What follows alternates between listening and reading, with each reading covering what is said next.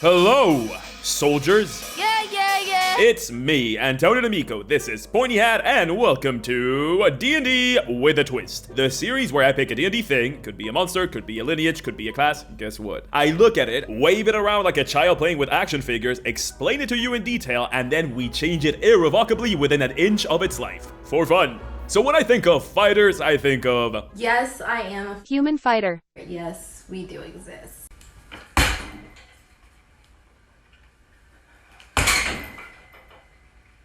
Fighter is the class for newbies to the game and people that fantasize about going to the military in high school. Future U.S. Army soldier. Fighters are fighters. They fight good. That's pretty much it. Through the power of the ancient art of training montage, fighters dominate the battlefield by being able to do basically everything martial well. Need a tank? A barbarian or a paladin will do nicely, but a fighter can tank too. Need a bruiser? A fighter can do that swimmingly. They are the jack of all trades of combat, being able to be built in basically 1,000 different ways to suit your preferred stabby, shooty method of choice. You might notice that I'm not talking much about flavor here, just about how fightery they are, and that's because there's not much of it at all. Fighters are good at combat and not much else. And this lack of flavor has been giving them a reputation in the D&D community. Real talk here. Fighters are actually my favorite martial class in D&D, but that does not mean they are without flaw. Oh boy, are they not without flaw. And that's precisely what this video you're watching is about. But before we get into that, we gotta understand the intricacies of stabbing real good. So let's take a look at where the stabbing is stored in the fighter.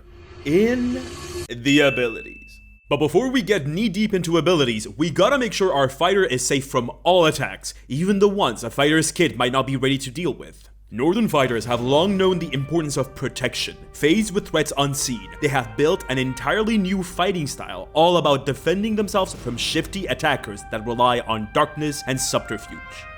The name of this technique? The Nord technique.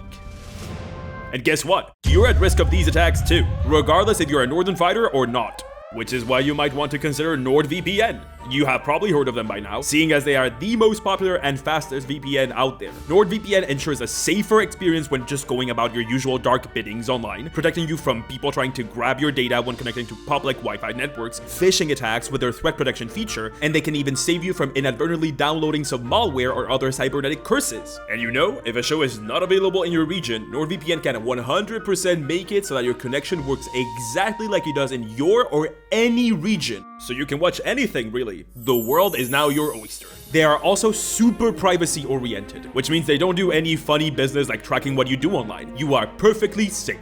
So if all of this sounds good, go to nordvpn.com/pointyhat and check it out for yourself. If you do, you get 4 extra months of subscription time, and it's completely risk-free with their 30-day money-back guarantee. That's nordvpn.com/pointyhat, link in the description. And now that we've done everything to protect our fighter offline and online, as well as ourselves, let's jump back into abilities. As I said, fighters shine in how customizable they are, and nothing exemplifies this more than their abilities. So let's see what they have in stock. And you know how we like to do it around these parts. Lightning round. Lightning round.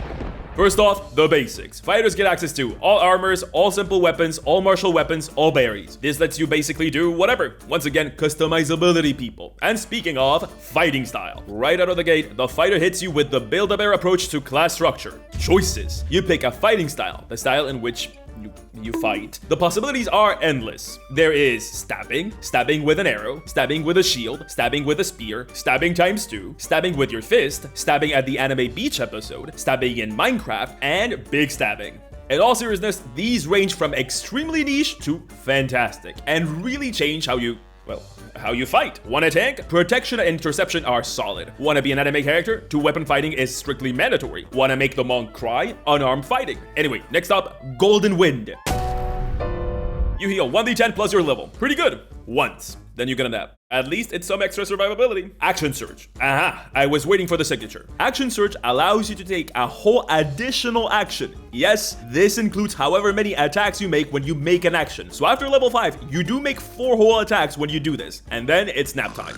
Again.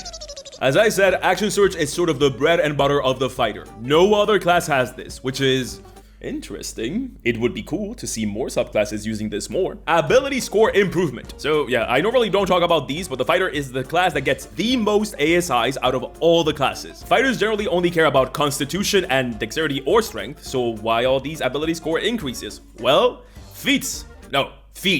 That's right. It's the fighter's bread and butter again. Customizability. You can get your 20 in the ability score you use to attack and in your con early on, and then concentrate on feats to really tailor the very precise way in which your fighter stabs real good. Or you can bump up another stat to give you literally anything else to do in combat. But why bother? Extra attack. You attack, but it's extra this time. Then, when you get to level 11, you do 3 attacks, and then an insane 4 when you get to level 20. It's wild. And finally, Indomitable. Wait, that's it? The capstone is at level 9? Oh, okay. Anyway, whenever you fail a saving throw, you can re-roll it, and then you have to go to bed. You got it. As you can see, fighters like the Warlock, or even more than the Warlock, are all about customizability, with most of their abilities and even their ASI distribution being all about allowing you to build your very own fighting bear. There are also literally 4 abilities, without counting stuff like extra attack. That's nothing. To compare that to another class, Barbarian gets 13 core class abilities, and that's not even the class with the highest amount of class abilities. I think that's Druid. Don't quote me on that. The reason why this is the way that it is because fighters are meant to be people's introduction to the game, so they gotta be straightforward. But also because fighters are one of those classes that is extremely influenced by their subclass, which is interesting. We'll put a pin on that. For now, let's see what these subclasses have in store. Fighter subclasses are called martial archetypes because they're all about how you fight. Yep, there sure is a through line here. These range from most iconic subclass in the game to who cares. So let's take a look. And let's start with the most iconic one, Battle Master. Battle Master fighters are masters of battle. Truly, fighters will never cease to amaze us. They do indeed fight real good. Their whole thing is the study of combat. While you were busy playing spellcasters, they studied the blade. And now that the monster has a high wisdom saving throw, you have the audacity to come to them for help? Pathetic. Battle Masters offer very little in the way of flavor, but are once again all about combat in its purest sense, with like a dash of academic in there, study the blade and all. They are also probably one of, if not the best subclass in the game. Not because they're overpowered, but because they're just so fun and suit the fighter's abilities so perfectly. I'm a big Battle Master simp, so let me tell you why. The whole subclass is structured around their combat superiority ability. This ability allows you to use maneuvers, special moves that go along with your basic attacks that do more damage equal to a new resource the Battle Master calls superiority dice, and inflict some kind of status on the enemy or the battlefield. That sounds madly complicated. Let me give you some examples. Disarming attack has a chance to disarm an enemy. Evasive footwork adds the result of your superiority dice to your AC, as long as you keep moving. Goading attack is basically a taunt that ensures an enemy attacks you and not your friends. Grappling strike allows you to attack with your weapon and attempt to grapple someone. You get it. They do more damage and then they inflict something on the enemy or allow you to do something. All of them are really, really fun and force you to think more tactically about what you want to do in combat instead of just hitting a bunch of times and calling it a day. And there are 23 of these maneuvers that you can choose for a total of 9 to keep the whole customizability theme of the fighter going. Now, you might be thinking, gee, Pointy, that sounds like a lot of work for just a subclass. yeah, about that. Maneuvers were a core fighting feature during the playtest of 5e. That's right, this was something all fighters got, and you were supposed to get extra maneuvers through your subclasses. And then those damned grognards, or as the Americans like to say, grognards, sorry, that's very funny to me, complained that fighter was supposed to be stupid and brain-numbingly simple, and wizards listened to feedback, and now maneuvers are confined to only one subclass. And what did we learn? Sometimes things that playtesters want are worse. Anyway, the rest of the Battle Master's abilities pale in comparison to maneuvers. Student of War gives you artisan tools in sort of a half-hearted attempt to give you an out-of-combat skill. So now, your fighter can roll all the countless times Jeweler's tool checks come up in the game. Know Your Enemy lets you make uncomfortable eye contact with someone for 1 uninterrupted minute. My personal headcanon is that you cannot blink while doing this to figure out one of their ability scores, but not really. It just tells you if the score is higher or lower than yours. It's whatever. Improved combat superiority boosts your superiority dice. I am so bad at saying that word. I am not a native speaker. I am suffering. The thing you use in maneuvers, which is great. And finally, Relentless makes it so that if you start combat without superiority... My god. Superiority dice. You get 1. I would have made this equal to your proficiency score or something. 1 feels like such a letdown, especially because you get these back on a short Mimir. Anyway, just for having access to maneuvers, the Battlemaster wins the subclass game in my book. Perfect integration into the class, builds upon the established theme of customizability, and is just so incredibly fun to play. Shame about the subpar flavor, but that's just a fighter thing in general, so at least it's on theme again. Oh, you again. Hi. Anyway, moving on from iconic and into newcomer to the fighter roster that is making some waves in the scene, let's look at the Echo Knight.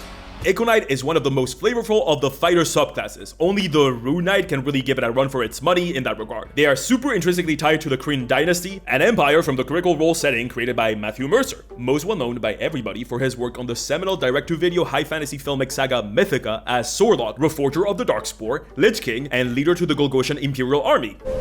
Behold the Darkspore.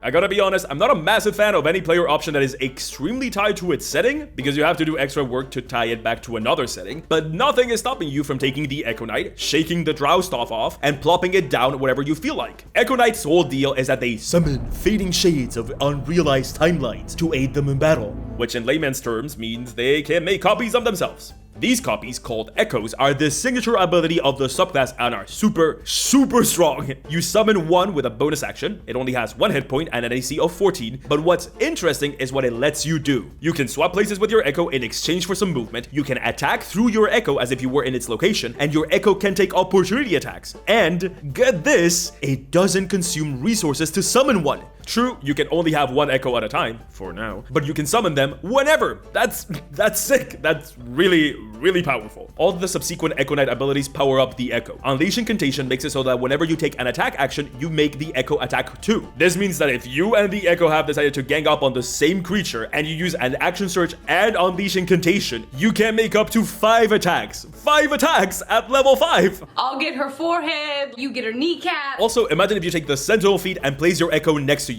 Now, you get a chance to Sentinel yourself. I mean, I think it sounds like it. Fun times with your Echo go on with Echo Avatar, which lets you see through the Echo's eyes, like a familiar. Human familiar, if you will. Curious.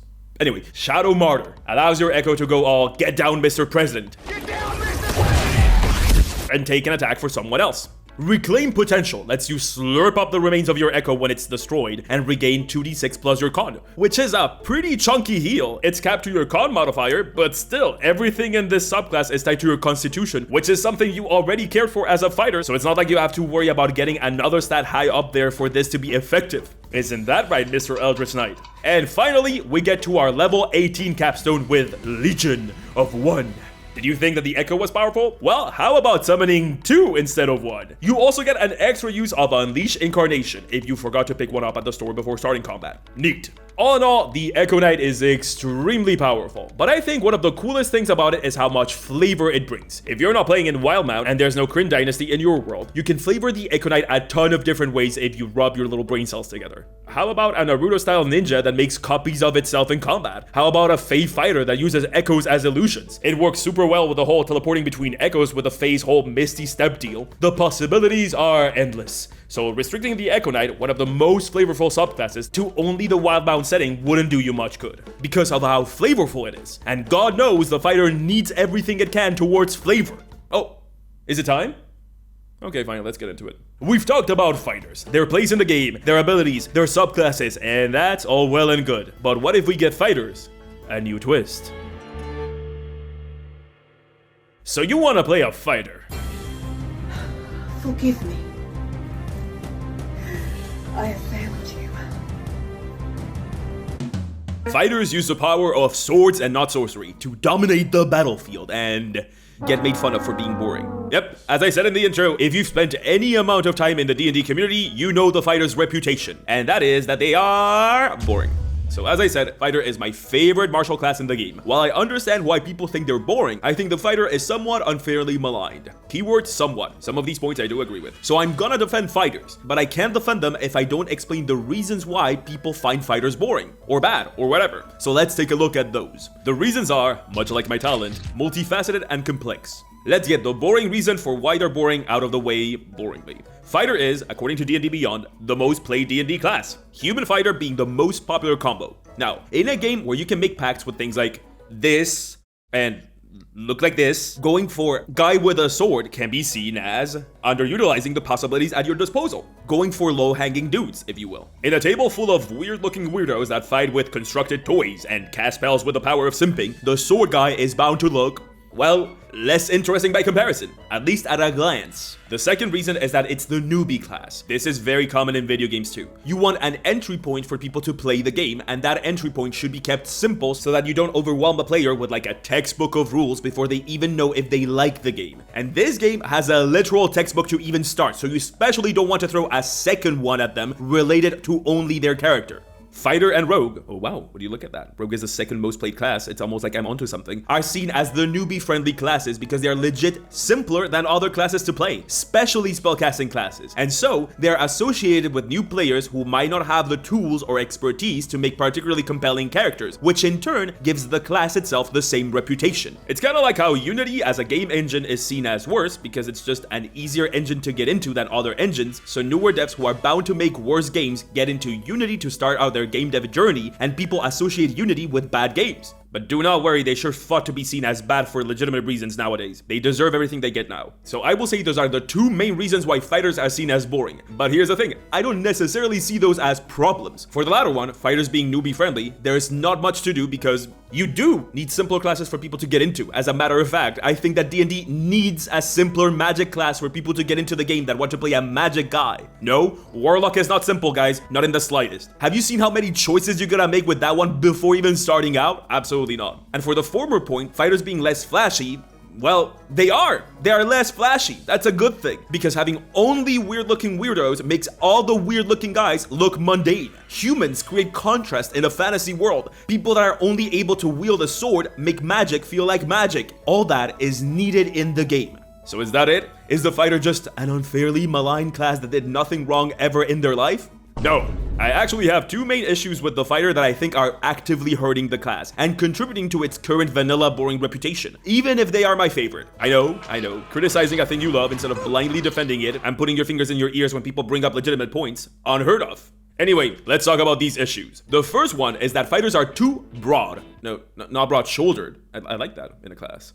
Anyway, their class identity is too broad. I've talked about class identity before, especially in my monk video, check that out if you haven't, but basically it's the fantasy that a class allows you to embody. Fighter's class identity is a guy that is good with weapons and fights good, and that steps on the toes of like more than half of the classes in this game. Here's the thesis statement of this problem. In a game about fighting, the fighting class can replace most classes. Whenever a non-casting class has any problem in D&D, you will see Reddit Philosopher King say, It should just be a fighter subclass. Ranger is bad, It should just be a fighter subclass. Monk is bad, It should just be a fighter subclass. Spellblade Wizard is not what you want it to be, It should just be a fighter subclass. I've heard these 1,000 times. You have heard these 1,000 times. And the reason why is that they could be a fighter subclass because fighter is about being good at battle, which all classes are also about. The identity encompasses too much in it by virtue of being so loosely defined. It's not a precise enough fantasy. Of course, there are ways to make it feel more unique. I, for one, think fighters should be the only class to get proficiency in all simple weapons and all martial weapons, but nope, that's literally the case with nearly every martial class for some reason. So no can do for that. Fighter remains too broad for its own good, which in turn makes it feel, paradoxically enough, too simple, when in reality it can be basically anything. There is a reason why people fight about Aragorn being a fighter or a ranger. He could be either. The second problem I have with fighters is tangentially related to the first, and also tangentially related to why people think they're boring. Fighter is the subclass that gives you the least amount of prompts in character creation. Let me explain. When you make a warlock, you immediately have to think about who your who your patron is, what led you to make a pact with them, and what your patron wants you to do in exchange for your powers. That is a massive character creation prompt. Do you have an adversarial relationship with your patron? Did you make your deal willingly, or were you forced to do it? What happens if you don't follow the instructions? All of those questions immediately pop in your head when making a warlock. This is absolutely not the case for fighters. Fighters ask you to only think why you're good at fighting. Where did you pick up a sword and learn how to wave it around? That's it. Most of its subclasses do not help with this at all, as nearly all of them answer this question by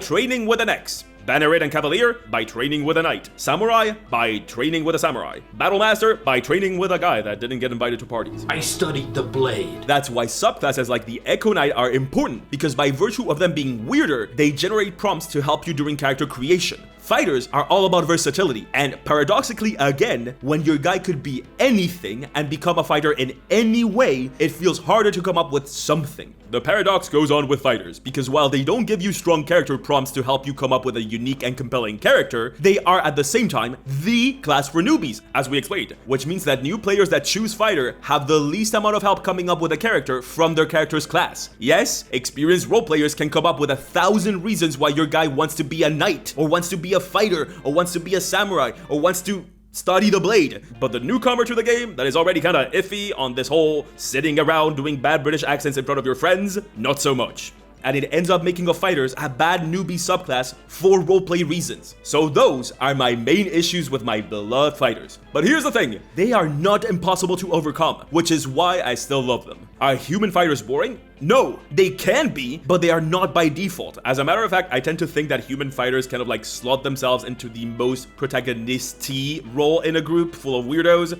Does fighter give you prompts to create good characters? No, it doesn't, but you can very much still do it, even if your class is not helping you to. And having no prompts other than good with sword makes it so that you can pretty much make any character be a fighter, including extremely compelling ones. Fighter doesn't stop you from making interesting characters, it just doesn't help you. And when you're experienced enough at this game, you might enjoy taking the training wheels off and flying solo. So yeah, those are some problems. Now, I might be an extremely powerful arcane being that defies human and non-human comprehension, but I'm just a hat. I can't change the fighter class, but you know what I can do? I can come up with one of the things the fighter is sorely missing. Prompts. What about a subclass that gives you those good character creation prompts in a way that feels intrinsically tied to the fighter class? Something that feels, for once, like a thing that only a fighter can do. Hear me out. Legendary weapons.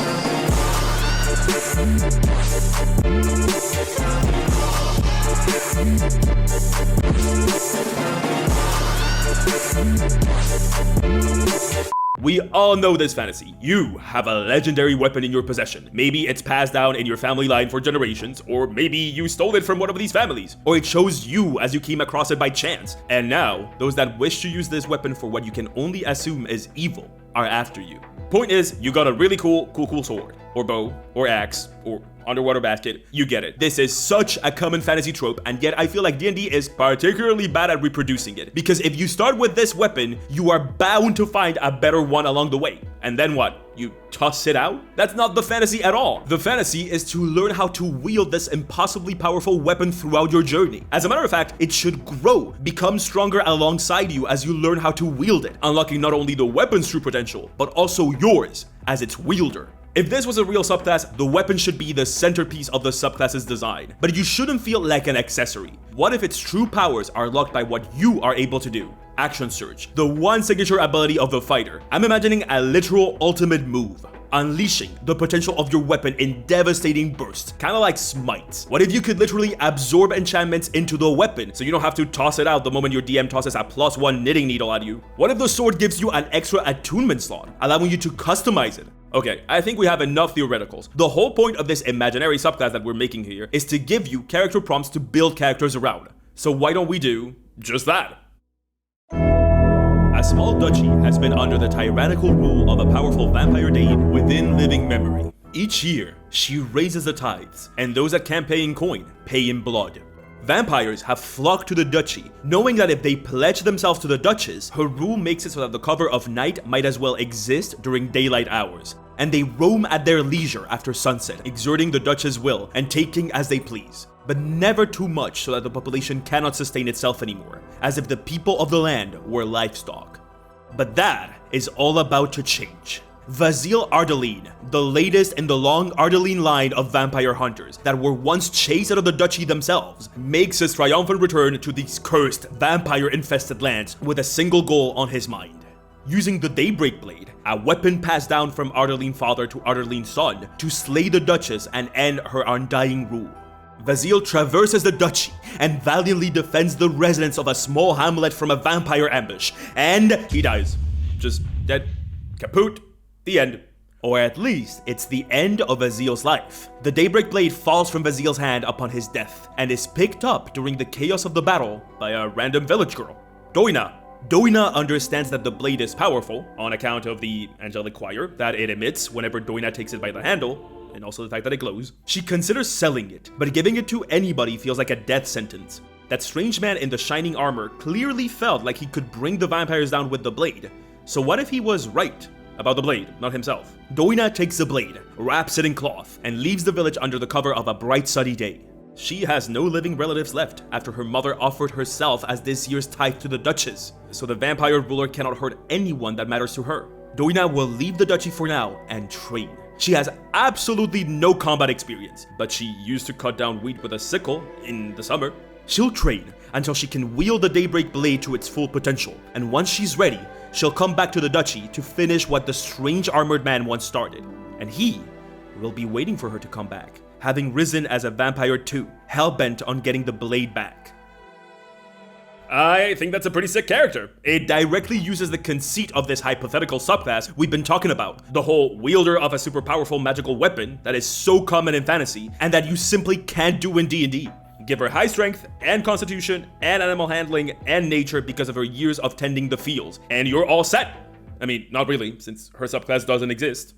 Except it does, because I made it, and it's in the description of this very video for free. It's called the Scion, and it's about having a cool magical weapon that evolves with you. I'm proud of it. I think it's neat. Go check it out. But what if you want to use it and have a hard time coming up with a character around it? Well, what would you tell me if I had hypothetically made a video all about how to make a good D&D character, like Doina here? And if Doina sounds more like a paladin in training to you, here's a hypothetical video all about paladins, with its own free subclass. Hypothetically, of course. Just kidding, not hypothetically. It's all there. Free subclasses and all. Click on the screen. You're welcome. But before you go, I just gotta take a sec to say thank you. Thank you so much. Last Sunday, I tortured my human familiar into streaming for charity. I did a charity stream for Make-A-Wish. Yes, Make-A-Wish contacted me. John Cena hours. And we raised $6,000. That's a whole lot of dollars. I think that's the highest amount raised for this campaign by like a person. So thank you for that. That's insane. I think that's a lot of money. I don't use human money, but it was amazing. So I gotta thank everybody that was kind enough to donate.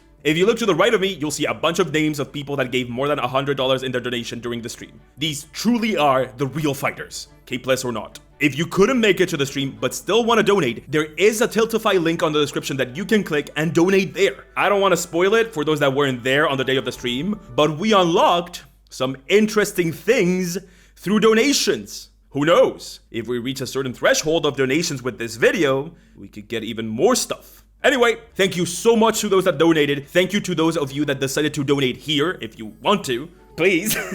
And thank you so much in general. I was terrified I wouldn't be able to fundraise anything. And yeah, apparently we are like the fundraiser that donated the most. So that's incredible. You guys surprise me every single time. So let's see if this video can move the needle and help some more kids. Oh, and I'll be streaming this Sunday. We're making an entire city on stream. So if you want to check out how to make a fantasy city and contribute to it, check your subscription box and come hang.